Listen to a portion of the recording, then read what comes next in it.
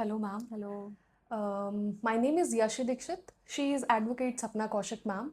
She is having great expertise in criminal litigation and commercial litigation, and so many expertise in the other field of law. Um, Thank you, ma'am, for being over here. Thank you. तो आज का जो हमारा discussion है ma'am वो मैं पूरा का पूरा डालना चाहती हूँ towards the young lawyers that are upcoming in the generation and what are the hurdles and challenges that are being faced by these law students and the young lawyers that are coming in the field of litigation and the other field of law. Okay तो यशी the problem is that कि जो बच्चे NLU से आते हैं mainly उन्हें इतनी प्रॉब्लम्स फेस नहीं करनी पड़ती, लेकिन जो छोटे शहरों से आ रहे हैं या एनएलयू के अलावा नॉन एनएलयू कॉलेजेस से आ रहे हैं उनको लीगल फील्ड में बहुत चैलेंजेस फेस करने पड़ते हैं, स्पेशली फर्स्ट जनरेशन लॉयर्स को। रीज़न बीइंग उन्हें ये नहीं पता कि अपनी प्रैक्टिस कैसे स्टैब्लिश करनी है, कहाँ पर उन्हें इंटर्नशिप करनी है। फाइनेंशियल हर्डल्स बहुत आते हैं क्योंकि इंटर्नशिप के लिए जो पैसे मिलने चाहिए बच्चों को वो नहीं मिलते हैं। Exactly. और दूसरे शहरों में जाकर जो बच्चे प्रैक्टिस करते हैं उनको सर्वाइव करना बहुत मुश्किल हो जाता है। बच्चों को ये नहीं पता कि कहाँ से शुरुआत करनी है, Exactly. कैसे पढ़ना है, कैसे नेटवर्किंग करनी है, कैसे कोर्ट में अपीयर करना है, कैसे आर्ग्यूमेंट्स करनी है। तो ये सारे कुछ प्रॉब्लम्स हैं जो यंग लॉयर्स को फेस करने पड़ते हैं। और मेन सबसे इम्पॉर्टेंट मुझे लगता है कि यंग लॉयर्स के साथ जो प्रॉब्लम होती है, जो नाइंसाफ़ी उनके साथ सीनियर्स करते हैं, वो ये होता है कि उनको पेमेंट नहीं करते हैं और उनके लिए सर्वाइवल इश्यूज हो जाते हैं, जिसकी वजह से बहुत सारे अच्छे बच्चे जो बहुत अच्छा कर सकते हैं करियर में, वो लिटिगेशन छोड़कर कॉर्पोरेट की दुनिया में चले जाते हैं। Exactly, ma'am. Exactly. Ma'am, one question that I want to ask you, ऐसे कौन से हैबिट्स हैं, लाइक अब सिलेक्शन हो गया, लॉ कॉलेज मिल गया, बट अब जब लॉ कॉलेज में आ गए हैं तो फॉर दी अहेड सर्वाइवल ऐसे कौन से हैबिट्स हैं और स्किल डेवलपमेंट एक स्टूडेंट के पार्ट से होना चाहिए during the law degree that can help them to enhance their version? ये चीज़ सबसे इम्पॉर्टेंट है कि अगर आप वकालत कर रहे हैं, अगर आप लिटिगेशन में आ रहे हैं, तो सबसे इम्पॉर्टेंट हैबिट जो होनी चाहिए वो होनी चाहिए रीडिंग की। वो होनी चाहिए कि आपको हार्ड वर्क करना ही है। आप बिना पढ़े इसमें सर्वाइव नहीं कर सकते। जितना हार्ड वर्क आप इसमें करेंगे आप उतना ही इसमें ग्रो करेंगे। अगर कोई सोचेगा कि वो स्मार्ट तरीके से आगे बढ़ सकता है तो स्मार्ट वर्क कर सकते हो, लेकिन उसके साथ आपको हार्ड वर्क करना ही पड़ेगा। सबसे इंपॉर्टेंट है कि जब आप कॉलेज में हैं तभी से आप बेयर एक्ट पढ़ने की आदत डालें, आप जजमेंट्स पढ़ना सीखें, आप ड्राफ्टिंग पे कमांड करें, आप कम्युनिकेशन अपनी इम्प्रूव करें और नेटवर्किंग करना सीखें।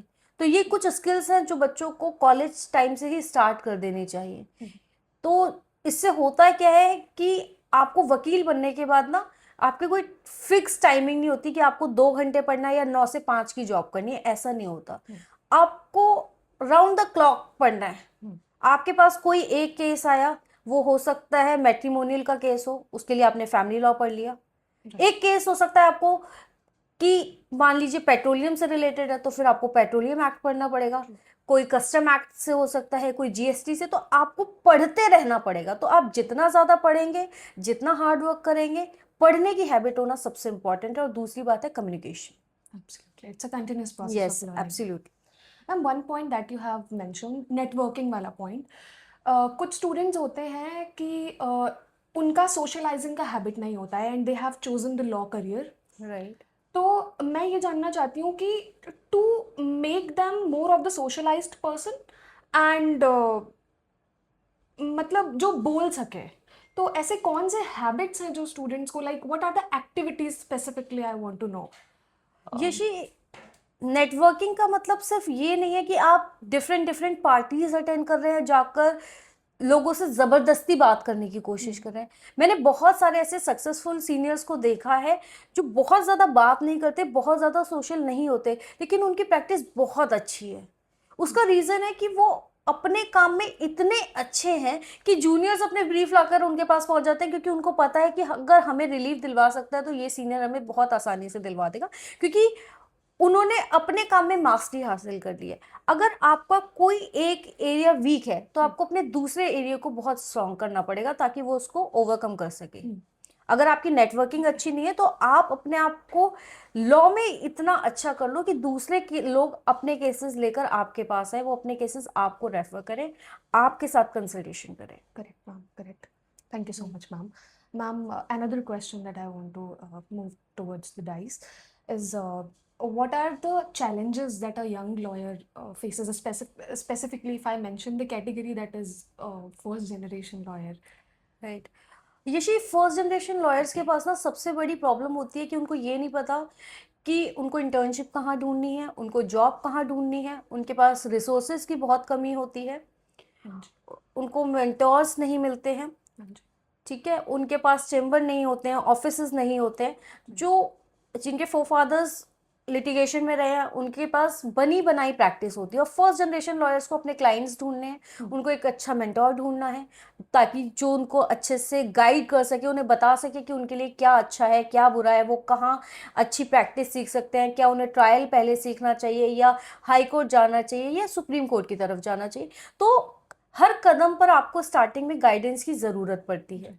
फर्स्ट जनरेशन लॉयर्स के लिए सबसे और मुसीबत की बात ये होती है कि जब वो पहली बार, अगर वो एनएलयू से नहीं है, नॉन एनएलयू वाले बच्चों के लिए सबसे ज़्यादा बड़ी प्रॉब्लम होती है कि उनको इंटर्नशिप अगर मिल गई तो उनको पैसे नहीं मिलेंगे, जॉब मिल गई तो 15,000 20,000, और दिल्ली और मुंबई जैसे शहरों में स्पेशली सर्वाइव करना बहुत मुश्किल हो जाता है। और इसीलिए अभी सुप्रीम कोर्ट ने भी यंग लॉयर्स के लिए सभी स्टेट बार्स को फंड बनाने के लिए कहा है ताकि यंग लॉयर्स जो लिटिगेशन में आना चाहते हैं उनको असिस्टेंस दी जा सके, उनको हेल्प प्रोवाइड करवाई जा सके। तो ये एक छोटे लेवल की प्रॉब्लम नहीं है, क्योंकि हमने कोविड में के टाइम पर देखा कि वकीलों को कितनी प्रॉब्लम्स हुई थी, स्पेशली फर्स्ट जनरेशन लॉयर्स को, जिनके पीछे कोई फैमिली का बैकअप नहीं है सर्वाइवल के लिए। और इसी कारण मैंने पहले भी आपको मेंशन किया कि इसी वजह से बहुत सारे बच्चे लिटिगेशन में आना ही नहीं चाहते। true, ma'am. True, true. So, ma'am, the another question is if I categorize a specific category of the lawyers, that is the biggest ratio or the big ratio, I would say, women advocate, young women advocate. Now, what are the specific challenges जो आपको लगता है, और आप भी एक women अधिवक्ता हैं, तो आपने क्या challenges face करे, या फिर जो अभी की generation है what they are facing and what they are gonna face? Yeshi, being a female advocate I can say that कि हमारा स्ट्रगल बाकी मेल एडवोकेट्स के कंपैरिजन में थोड़ा ज़्यादा होता है। हमें ज़्यादा मेहनत करनी पड़ती है अपने आप को प्रूव करने के लिए। अभी सुप्रीम कोर्ट बार एसोसिएशन ने भी एक सर्वे करवाया था जिसमें ये आया, ज़्यादातर majority I guess 90% young female advocates ने ये कहा कि हमें ज़्यादा मेहनत करनी पड़ती है। ज़्यादा मेहनत करने के बावजूद हमें हमारे मेल एडवोकेट्स के कंपैरिजन में कम फीस में काम करना पड़ता है।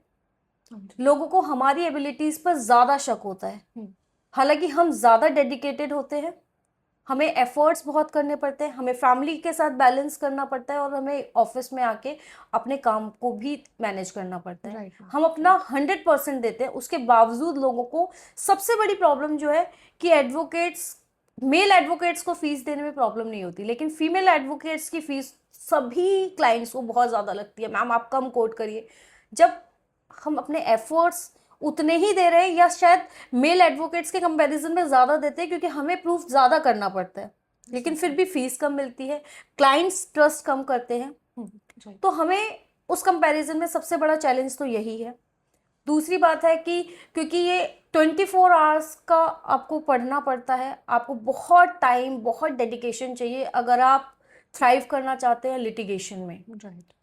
तो ये एक सबसे बड़ा चैलेंज है मुझे लगता है कि फैमिली के साथ वर्क लाइफ बैलेंस करना और फिर ये पता चलना कि फीस नहीं मिल रहा है, ये सारी प्रॉब्लम्स बहुत ज़्यादा हैं। Exactly, ma'am. और उसके अलावा एक और इम्पॉर्टेंट चीज़ जो मैं मेंशन करना चाहती हूँ, सुप्रीम कोर्ट और हाई कोर्ट में ठीक है, दिल्ली डिस्ट्रिक्ट कोर्ट्स में भी फिर भी बेटर है, लेकिन जो बेसिक फैसिलिटीज़ होती हैं, लाइक इवन दिल्ली के बाहर अगर आप जाकर देखेंगे तो महिला एडवोकेट्स को ढंग के वॉशरूम तक अवेलेबल नहीं होते हैं कोर्ट प्रीमाइसेस में। तो ये भी एक बहुत बड़ी प्रॉब्लम है कि छोटे शहरों में महिलाएं प्रैक्टिस नहीं करना चाहती, उन्हें मेंटोर्स नहीं मिलते हैं ढंग के। यहाँ तक कि सीनियर एडवोकेट्स भी जो होते हैं, हमारे सीनियर्स जो हैं, वो भी फीमेल एडवोकेट्स को काम देना प्रेफर नहीं करते हैं। सही बात है। तो इसलिए हम लोगों के एफर्ट्स बहुत ज़्यादा हम लोगों को करने पड़ते हैं। सही बात है। जब आप तन की तंदुरुस्ती नहीं इंश्योर कर पा रहे हैं तो right. right. Ma'am, another question that I want to ask to you is like hurdles हमने डिस्कस कर लिए बट वही है ना, मन के हारे हार मन के जीते जीते जीत। जीत। तो मैम अब मैं ऑप्शंस के तरफ बढ़ना चाहूँगी।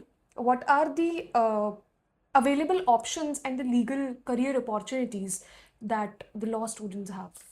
देखिए, लिटिगेशन के अलावा बहुत सारे बच्चे जुडिशरी की तैयारी करते हैं, जुडिशरी में जाते हैं, पब्लिक प्रोसिक्यूटर बनते हैं, रिसर्च के लिए जा सकते हैं, टीचिंग में जा सकते हैं, और लीगल जर्नलिज्म में भी बहुत सारे बच्चे आजकल आ रहे हैं। तो ऐसे बहुत सारे ऑप्शंस हैं, कॉर्पोरेट में भी बच्चे बहुत जाते हैं। तो बहुत सारे ऑप्शंस हैं, ऐसा नहीं है कि लॉ करने के बाद आपको सिर्फ लिटिगेशन में ही जाना है। आप किसी भी फील्ड में जाइए, हार्ड वर्क करिए, आप बहुत सक्सेसफुल हो सकते हैं। Right ma'am, right. मैम एक क्वेश्चन जो है वो शायद से आपको आउट ऑफ द टॉपिक लगे बट ये जागरूकता जाग ही रही है बार बार कि कुछ नॉर्थ इंडिया के कुछ कोने हैं, वहाँ पे ये बहुत एक वाक्यांश बहुत प्रचलन में है। बोलते हैं कि जो कुछ नहीं करता है वो लॉ करता है। तो ma'am how would you justify this statement being a Yeshi, मुझे ऐसा लगता है जो लॉ करता है ना, वो दुनिया में कुछ भी कर सकता है। क्योंकि वकालत में आपको सिर्फ थोड़ी सी कोई एक किताब नहीं पढ़नी है, आपको बहुत कुछ पढ़ना है, जिंदगी भर पढ़ना है। लोगों को लगता है कि जो कुछ नहीं कर पाया वो वकालत करता है, नहीं। जो वकालत कर लेता है ना, वो कुछ भी कर सकता है। क्योंकि सबसे बड़ी बात, आपको बहुत हार्ड वर्क करना पड़ता है। इतना कंपटीशन है, उस कंपटीशन में अगर आप सरवाइव कर गए तो आप दुनिया के किसी भी प्रोफेशन में सरवाइव कर सकते हैं। और हार्ड वर्क करने की आदत तो वकीलों को होती ही है। राइट। तो मुझे लगता है कि ये जो बात कहते हैं लोग कि जो कुछ नहीं करता वो वकालत करता है, बहुत गलत परसेप्शन है। लोगों को अपना माइंडसेट चेंज करने की ज़रूरत है। क्योंकि वकील ऐसी बिरादरी है जिसके आगे लर्नेड अधिवक्ता, लर्नेड एडवोकेट, विद्वान अधिवक्ता लिखा जाता है। तो विद्वान इंसान तभी बनता है जब वो हद से ज़्यादा पढ़ता है। मैम मैम बड़ा ही शक्तिशाली आपका ये आंसर था and I am so very much motivated by having this particular discussion Thank you so with you. much. And एक मैम आपसे एक और गुजारिश है कि एक जड़ी बूटी आहार वाला जो स्टेटमेंट है that you want to give to the law students and the people who are pursuing the career in the different different fields of law right now, क्या कहना चाहेंगी आप? एक motivation statement that I want you to please give me. पढ़ते रहिए, बढ़ते रहिए, और सिर्फ पढ़ते रहिए। सिवाय पढ़ने के वकालत में और कुछ नहीं है। Thank you so much ma'am.